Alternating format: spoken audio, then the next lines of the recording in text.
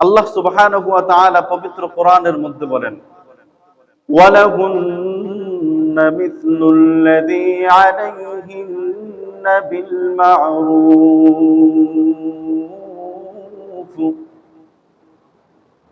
নারীদের ন্যায়সঙ্গত ঠিক তেমনি অধিকার আছে, হক আছে, যেমন পুরুষের অধিকার, পুরুষের হক আছে। সহজ কথায়, নারীর উপর পুরুষের যেমন অধিকার আছে, পুরুষের উপরেও নারীর অধিকার এবং হক আছে। আমাদের সময় কম, এই জন্য সংক্ষিপ্ত আকারে আজকে শুধুমাত্র নারী তথা স্ত্রীর হক নিয়ে আলোচনা করব ইনশাআল্লাহ। স্ত্রীর সবচেয়ে বড় এবং স্ত্রীর প্রধান হক হলো, প্রথম হক হলো স্ত্রীর মহরানা আদায় করা। স্ত্রীর মহরানা আদায় করা পুরুষের উপর আল্লাহ সুবহানাহু ওয়া তাআলা ফরজ করে দিয়েছেন। আল্লাহ পবিত্র কোরআনের মধ্যে বলেন, ফাআতুহুন্না উজুরাহুন্না ফারীদা। বিবাহ যখন সম্পাদন হয়ে যাবে, তোমরা যখন বিবাহ বন্ধনে আবদ্ধ হয়ে যাবে, তারপর তাদের তথা তোমাদের স্ত্রীদের ধারণকৃত যেই মহরানা আছে, ওই মহরানা বাধ্যতামূলক আদায় করো। আল্লাহ রাব্বুল আলামিন সমস্ত পুরুষদেরকে, স্বামীদেরকে নির্দেশ দিচ্ছেন। এরপরে অন্য আয়াতে আল্লাহ রাব্বুল আলামিন বলেন, ওয়াআতুন নিসাআ সাদুকাতিহিন্না নিহলা। তোমরা তোমাদের স্ত্রীদের যে পাওনা অধিকার মহরানা আদায় করবা, এইটা খুশি মনে, আনন্দ মনে, সন্তুষ্ট হয়ে আদায় করবা। এইটা মনে করবা না যে ইস, মনের মধ্যে কষ্ট নিয়ে, মনোমালিন্য হয়ে, চাপ মনে করে, অসন্তুষ্টি মনে স্ত্রীর যে পাওনা হক, এই মহরানা আদায় করবা না। আমাদের সমাজের মধ্যে এই মহরানার ব্যাপারে আরো বেশি উদাসীন। মহরানা আদায় করা আল্লাহ রাব্বুল আলামিন পুরুষের উপর ফরজ করে দিয়েছেন, কিন্তু আমাদের সমাজে মহরানা একটা ছেলে খেলা মনে হয়। বিয়ের সময় আসলে বাবা, চাচা, মামা, খালু, ফুফা সবাই মিলে একসাথে বসলাম, তারপরে ছোটখাটো না, বড় একটা অ্যামাউন্টের মহরানা লিপিবদ্ধ করাইলাম। এখন যে বিয়ে করলো, সে ওই মহরানা আদায় করতে পারবে কি পারবে না, এইটা চিন্তা করার সময় আমাদের নেই। অথচ এই মহরানা আদায় করতেই হবে। আল্লাহ রাসূল সাল্লাল্লাহু আলাইহি ওয়াসাল্লাম বলেন, তোমাদের জন্য নারী তখন হালাল হবে যদি তোমরা শর্ত পূরণ করো। শর্ত কি? আল্লাহ নবী বলেন যে শর্ত হলো, নারীর, তোমার স্ত্রীর যেই মহরানা আছে, ওই মহরানা আদায় তোমাকে করতে হবে। যদি তুমি মহরানা আদায় করো, তাহলে শর্ত পূরণ করা হবে। আর শর্ত পূরণ করা হলেই পরে নারী, স্ত্রী তোমার জন্য, স্ত্রীর সাথে মেলামেশা বা স্ত্রীর সাথে পবিত্র সম্পর্ক তোমার জন্য জায়েজ হবে। আর যদি মহরানা আদায় না করো, শর্ত পূরণ না করো, তাহলে তোমার জন্য নারী হালাল নয়। আমাদের সমাজের অত্যন্ত দুঃখজনক ব্যাপার হলো, আমরা মনে করি, অনেকেই মনে করি, মহরানা মনে হয় আদায় করতে হয় না। মহরানা একটা ধার্য করলাম, তারপর এইটা মনে হয় আর আদায় করতে হয় না, অনেকেই মনে করি। আবার আমাদের পুরুষের মধ্যে এমনও আছে যে 10 লক্ষ টাকা মহরানা ধার্য করা হলো, যেই দিন, যেটাকে আমরা আমাদের আঞ্চলিক ভাষায় বা আমাদের ভাষায় বাসর রাত বলে, প্রথম রাত্রি, ওই রাত্রিতে স্ত্রীর কাছে গিয়ে স্ত্রীকে বলবে, তুমিও আমার, আমিও তো তোমার, আমার যা তোমারও তা, আমরা দুজন তো একই, তাহলে তোমার এই যে মহরানার টাকা, এটা আমাকে মাফ করে দাও। এর চাইতে বড় ধোঁকাবাজি, এর চাইতে বড় ভণ্ডামি আর কিচ্ছু নেই। এইটা স্ত্রীর পাওনা অধিকার, হক। একটা উদাহরণ মনে পড়ছে, ওই যে ভদ্র ডাকাতের, ডাকাত কিন্তু ভদ্র। এক ব্যক্তি রাস্তা দিয়ে হাঁটতেছে, ওই ডাকাত ওই ব্যক্তিকে ধরলো, পিস্তল মাথায় ঠেকিয়ে বলল, তোমার কাছে যা আছে তা দিয়ে দাও। বেচারা ভয়ে টাকা পয়সা মোবাইল যা আছে সব দিয়ে দিল। ডাকাত সেগুলো নেওয়ার পর মাথায় পিস্তল ঠেকিয়ে বলতেছে, তুমি কি রাগ করছো? এখন ওই ব্যক্তি তার জানের ভয়ে বলে, না না, আমি রাগ করি নাই। ডাকাত তারপর বলল, এই যে তোমার হক আমি নিলাম, তুমি কি আমাকে মাফ করছো? ওই ব্যক্তি বলল, জি জি, আমি মাফ করে দিয়েছি, পিস্তল মাথায় ঠেকিয়ে। তো ঠিক তেমনি ভাবে ওই বিয়ের রাতে, প্রথম রাতে ইমোশনাল বন্দুক বউয়ের মাথায়, স্ত্রীর মাথায় রেখে তারপর স্বামী বলে, আমাকে তোমার ওই 10 লক্ষ টাকা 5 লক্ষ টাকা মাফ করে দাও। এখন স্ত্রী চিন্তা করে, বাপরে বাপ, ভয়, এবং এখন যদি আমি না করি, স্বামীকে যদি না করে দিই, তাহলে তো প্রথম রাতেই ঝামেলা সৃষ্টি হয়ে যাবে। এই জন্য স্ত্রী ওই মন থেকে না, মুখে বলে দে, আচ্ছা ঠিক আছে যাও, মাফ করে দিলাম। ওই ডাকাত আর এইটা সেম কাহিনী। একটা হলো ইমোশনাল ব্ল্যাকমেইল, আরেকটা হলো ভদ্রভাবে ডাকাতি। রাসূল আকরাম সাল্লাল্লাহু আলাইহি ওয়াসাল্লাম বলেন, কোন ব্যক্তি যদি মোহরানা আদায় না করে মৃত্যুবরণ করে, মনে করেন একটা অ্যামাউন্ট ধার্য করে বিয়ে হলো, তারপর ওই অ্যামাউন্ট সে ধার্যকৃত মোহরানা আদায় না করেই মৃত্যুবরণ করলো, রাসূল আকরাম সাল্লাল্লাহু আলাইহি ওয়াসাল্লাম বলেন, কাল কঠিন কিয়ামতের ময়দানে ওই ব্যক্তি জিনাকারী হিসেবে আল্লাহর কাঠগড়ায় দাঁড়াবে। নাউজুবিল্লাহি মিন যালিক। মুহতারাম হাজিরিন, তাহলে আমাদের আজকের আলোচনার প্রথম যেই স্ত্রীর অধিকারটা পাইলাম, সেটা হলো আমার স্ত্রীর যে ধার্যকৃত মোহর আছে, সেই মোহরানা আদায় করতেই হবে, আদায় করতেই হবে। 2 নাম্বার স্ত্রীর হক হলো স্ত্রীর সাথে সৎভাবে সংসার করা, উত্তম পন্থায় জীবনযাপন করা। আল্লাহ রাব্বুল আলামিন পবিত্র কোরআনের মধ্যে বলেন, ওয়াশিরুহুন্না বিল মা'রুফ। আল্লাহ রাব্বুল আলামিন বলেন, তোমরা সৎভাবে উত্তম পন্থায় জীবনযাপন করো, সংসার করো। তোমাদের সঙ্গীর সাথে উত্তমভাবে সৎভাবে জীবনযাপন করো। এর এই সৎভাবে জীবনযাপন করার অর্থ কি? রাসূল আকরাম সাল্লাল্লাহু আলাইহি ওয়াসাল্লাম বিদায় হজের ভাষণে বলেন, তোমরা আমাদেরকে, উম্মতদেরকে খুব সতর্ক করে বলতেছেন, তোমরা নারীদের সাথে উত্তম আচরণের উপদেশ গ্রহণ করো, অর্থাৎ নারীদের সাথে, স্ত্রীদের সাথে ভালো ব্যবহার করো, কারণ তারা তোমাদের ঘরে, তোমাদের কাছে আশ্রিতা। এই আশ্রিতা বলতে রাসূল কি বুঝাইলেন?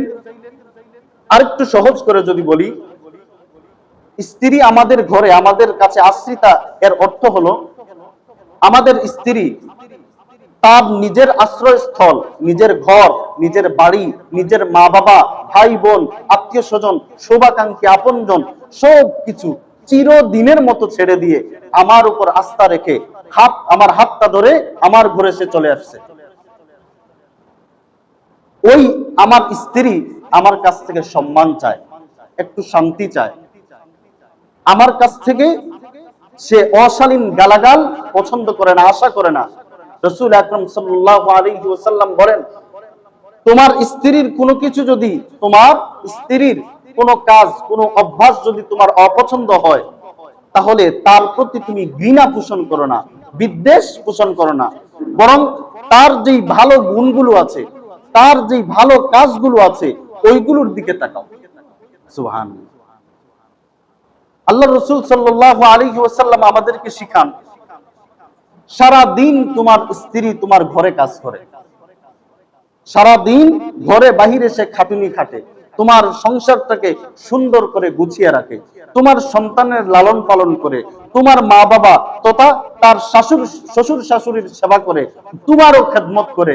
একটু যদি 19-20 হয়ে যায়, একটু যদি কম বেশি হয়ে যায়, তাহলে তার উপর, তার একটু যদি দুষ্ত্রুটি বের হয়ে যায়, সে যদি কোনো দোষ করেও ফেলে, তাহলে তার উপর, উপর ঘৃণা পোষণ করবা না, তার সাথে বিদ্বেষমূলক আচরণ করবা না, তাকে অন্যায়ভাবে মারধর করবা না, তাকে অন্যায় অশালীন ভাষায় গালাগাল দিবা না, তার উপর অন্যায়ভাবে জুলুম করবা না। কারণ সে দাসী নয়, সে তোমার গোলাম নয়, সে তোমার সঙ্গী, সে তোমার সাথী, সে তোমার চিরদিনের বন্ধু। আমাদেরকে রাসূল শিখাচ্ছেন। অন্য হাদিসে রাসূল আকরাম সাল্লাল্লাহু আলাইহি ওয়াসাল্লাম বলেন, ওই ব্যক্তি সর্বোত্তম ব্যক্তি যেই ব্যক্তি তার স্ত্রীর কাছে উত্তম। ওই পুরুষ সর্বশ্রেষ্ঠ পুরুষ যেই পুরুষ তার স্ত্রীর কাছে শ্রেষ্ঠ। ওই স্বামী ভালো স্বামী যেই স্বামী তার স্ত্রীর কাছে ভালো। অর্থাৎ রাসূল বুঝাইলেন, স্ত্রীর কাছে যদি তুমি ভালো হইতে পারো, চারিত্রিক ভাবে, ব্যবহারিক ভাবে, সর্বদিক দিয়ে যদি তুমি স্ত্রীর কাছে ভালো হইতে পারো, স্ত্রী যদি তোমাকে ভালো পুরুষ, ভালো মানুষ হিসাবে সার্টিফিকেট দেয়, তবেই তুমি ভালো মানুষ। সুবহানাল্লাহ। এখন স্ত্রীর কাছে ভালো হইতে গেলে, ভালো পুরুষ হইতে গেলে আমাদের উপর স্ত্রীর যেই হক, যেই অধিকার আছে, ওইটা আদায় করতে হবে, তবেই আমরা ভালো উত্তম পুরুষ হইতে পারবো। তাহলে 2 নাম্বার যেই অধিকার, যেই হকটা আমরা পাইলাম, সেটা হলো স্ত্রীর সাথে সুন্দরভাবে, সৎভাবে সংসার করা। প্রথম অধিকার স্ত্রীর কি পাইলাম? প্রথম অধিকার হলো স্ত্রীর ধার্যকৃত পাওনা মোহরানা আদায় করতে হবে। 2 নাম্বার, তার সাথে সৎভাবে সংসার করতে হবে। 3 নাম্বার, স্ত্রীর সম্পূর্ণ ভরণ পোষণ দিতে হবে। আল্লাহ রাব্বুল আলামিন পবিত্র কোরআনের মধ্যে বলেন, আর-রিজালু কাওয়ামুনা আলান নিসা। আল্লাহ রাব্বুল আলামিন পুরুষদেরকে নারীদের দায়িত্বশীল অভিভাবক বানিয়েছেন। নারীদের যত দায়িত্ব আছে, সম্পূর্ণ দায়িত্বের ভার আল্লাহ রাব্বুল আলামিন পুরুষের কাঁধে দিয়েছে। অন্য আয়াতে আল্লাহ বলেন, লিইউনফিক যু সাআতিন মিন সাআতিহি ওয়া মান কুদিরা আলাইহি রিজকুহু ফালইউনফিক মিম্মা আতাহুল্লাহ। যেই পুরুষের যতটুকু সামর্থ্য আছে, ওই সামর্থ্য অনুযায়ী তার পরিবারের উপর, তার স্ত্রীর উপর খরচ করবে। যার সামর্থ্য কম, যার ইনকাম কম, যেই ব্যক্তি দরিদ্র, সে তার ওই অনুযায়ী আল্লাহ যতটুকু দিয়েছেন সেই অনুযায়ী সে তার স্ত্রীর প্রতি, তার পরিবারের প্রতি খরচ করবে। এই আয়াত দ্বারা আল্লাহ বুঝাইলেন যে স্ত্রীর যে ভরণ পোষণ করবা, এতে কোনো কৃপণতা করবা না, কিপটামি করতে পারবা না। আমাদের মধ্যে অনেকেই আছে, সম্পদশালীও আছে, সামর্থ্যবান, কিন্তু পরিবারের উপর খরচ করতে, স্ত্রীর উপর খরচ করতে সে কিপটামি করে, কৃপণতা করে। আল্লাহ বলছেন না, কিপটামি করা যাবে না। এক ব্যক্তি রাসূলের কাছে আসলেন, এসে জিজ্ঞেস করলেন, ইয়া রাসূলুল্লাহ, ইয়া হাবিবাল্লাহ, আমাদের উপর আমাদের স্ত্রীর হক, অধিকার কি আছে? রাসূল সাল্লাল্লাহু আলাইহি ওয়াসাল্লাম একদম সহজে বুঝিয়ে দিলেন, তুমি যদি খাও, তোমার স্ত্রীকেও খাওয়াবা। তুমি যদি পরিধান করো, তোমার স্ত্রীকেও পরিধান করাবা। অর্থাৎ স্ত্রীর খাবার দাবারের ব্যবস্থা থেকে নিয়ে থাকা খাওয়ার সবকিছুর ব্যবস্থা আল্লাহ রাব্বুল আলামিন পুরুষের উপর, স্বামীর উপর এই দায়িত্ব আল্লাহ রাব্বুল আলামিন দিয়ে দিয়েছে। ভরণ পোষণের আরেকটা দিক হলো, রাসূল আকরাম সাল্লাল্লাহু আলাইহি ওয়াসাল্লামের হাদিস থেকে আমরা পাই যে ভরণ পোষণের আরেকটা দিক হলো স্ত্রীকে পর্দায় রাখা, স্ত্রীকে পর্দার পরিবেশ তৈরি করে দেওয়া। একবার আলী রাদিয়াল্লাহু তাআলা আনহু সহ সাহাবায়ে কেরাম একটা মজলিসের মধ্যে বসা ছিলেন। ওই সময় সাহাবীদেরকে উদ্দেশ্য করে রাসূল জিজ্ঞেস করলেন, আচ্ছা বলো তো, নারীদের সর্বোত্তম এবং সবচেয়ে গুরুত্বপূর্ণ বিষয় কোনটা? সবাই চুপ করে রইলেন, কেউ উত্তর দিতে পারলেন না। আলী রাদিয়াল্লাহু তাআলা আনহু বাড়িতে গেলেন, ঘরে গিয়ে ফাতেমা রাদিয়াল্লাহু তাআলা আনহাকে জিজ্ঞেস করলেন, আচ্ছা নারীদের তথা স্ত্রীদের সবচেয়ে সর্বোত্তম এবং গুরুত্বপূর্ণ জিনিস কোনটা? তখন ফাতেমা রাদিয়াল্লাহু তাআলা আনহা বললেন, নারীদের সবচেয়ে গুরুত্বপূর্ণ এবং সর্বোত্তম যেই জিনিস, সেটা হলো পরপুরুষ তাকে না দেখা। অর্থাৎ নারী পর্দার আড়ালে, পরপুরুষের কাছ থেকে পর্দার আড়ালে, পর্দায় থাকা।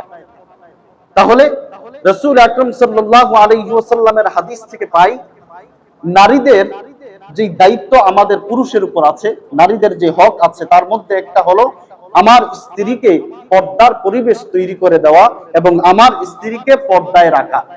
যদি পর্দায় না রাখি তাহলে আল্লাহ রসুল হাদিসের মধ্যে বলেন, কোন পুরুষ যদি তার নারীকে, তার স্ত্রীকে পর্দায় না রাখে, ওই ব্যক্তিকে রসুল দায়ুস বলেছেন। আর যেই ব্যক্তি দায়ুস, আল্লাহ রসুল বলেন ওই ব্যক্তি জান্নাতে প্রবেশ করতে পারবে না। তাহলে আমরা তৃতীয় যেই অধিকার, স্ত্রীর যে হক পাইলাম, সেটা হলো তার সম্পূর্ণ ভরণ পোষণ করতে হবে, তার জন্য পর্দার ব্যবস্থা, পর্দার পরিবেশ তৈরি করে দিতে হবে। আমাদের সময় যেহেতু কমে আসছে, সেহেতু আরো সংক্ষেপে আরো দুইটা অধিকারের কথা বলি। 4 নম্বর যেই অধিকার স্ত্রীর, সেটা হলো তাকে ভালো কাজের আদেশ দেওয়া, উৎসাহিত করা এবং মন্দ কাজ থেকে স্ত্রীকে বিরত রাখা। আমার স্ত্রী যদি নামাজ না পড়ে, তাকে নামাজের প্রতি উৎসাহিত করা। আমার স্ত্রী যদি অনইসলামিক কোনো কাজে লিপ্ত থাকে, তাহলে তাকে সেই মন্দ খারাপ কাজ থেকে নিষেধ করে বিরত রাখা। এইটা আমি স্বামী হিসেবে আমার দায়িত্ব এবং স্ত্রী হিসেবে তার পাওনা অধিকার। আর 5 নম্বর স্ত্রীর যে হক, সেটা হলো স্ত্রীর প্রতি সুধারণা রাখা। আমাদের মধ্যে, আমাদের অনেক স্বামীদের মধ্যে এই অভ্যাস আছে যে স্ত্রীদের প্রতি কুধারণা রাখা, সন্দেহ করা, অযথা ও কারণে স্ত্রীদের প্রতি সন্দেহ করা। কত শত সংসার, সাজানো গোছানো সুন্দর সংসার ভেঙে তছনছ হয়ে গেছে, ধ্বংস হয়ে গেছে এই সন্দেহের কারণে। এই জন্য কোরআন এবং হাদিস আমাদেরকে শিখায়, রসুল আমাদেরকে শিখান যে স্ত্রীর হক হলো তার প্রতি স্বামী হিসাবে তুমি সুধারণা রাখবে। এই 5টা আমরা সংক্ষিপ্ত সময়ে শুনলাম। 1 নম্বর স্ত্রীর হক হলো তার মহরানা আদায় করা। 2 নম্বর হক হলো তার সাথে, স্ত্রীর সাথে সৎভাবে সংসার করা। 3 নম্বর অধিকার স্ত্রীর হক হলো স্ত্রীর সম্পূর্ণ ভরণ পোষণ স্বামী হিসাবে বহন করা এবং তার জন্য পর্দার পরিবেশ তৈরি করা, তাকে পর্দায় আবদ্ধ রাখা। 4 নম্বর হলো ভালো কাজের আদেশ দেওয়া, মন্দ কাজ থেকে নিষেধ করা। আর 5 নম্বর অধিকার হলো স্ত্রীর প্রতি সুধারণা রাখা। আল্লাহ রাব্বুল আলামিন আমাদের এই যেটুকু আলোচনা শুনলাম, আল্লাহ যেন আমাদেরকে পরিপূর্ণভাবে আমল করার তৌফিক দান করেন। আমিন। ওয়া আখির দাওয়ানা আলহামদুলিল্লাহি রাব্বিল আলামিন।